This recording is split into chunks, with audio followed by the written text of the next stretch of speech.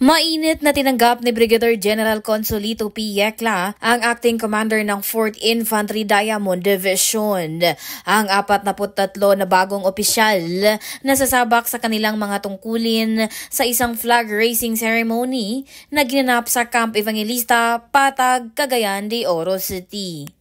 Sa nasabing bilang, 38 ang mga bagong graduate na tiniente mula sa Officer Candidate School at Philippine Military Academy, samantalang 5 naman ang senior officers na galing sa iba't ibang unit na ngayon ay maa-assign sa 4ID. Kasabay nito, pinangunahan ni Brigadier General Yecla ang paggawad ng bagong ranggo kay Senior Master Sergeant Noel G. Mangabay bilang pagkilala sa kanyang dedikasyon at walang kapantay na serbisyo sa bayan. Sa kanyang mensahe naman, binigyang diin ni Brigadier General Yecla ang mahalagang papel ng mga bagong opisyal at mga bagong na-assign sa pagpapatibay ng misyon ng 4ID na protektahan ang bansa at maglingkod sa mamamayan.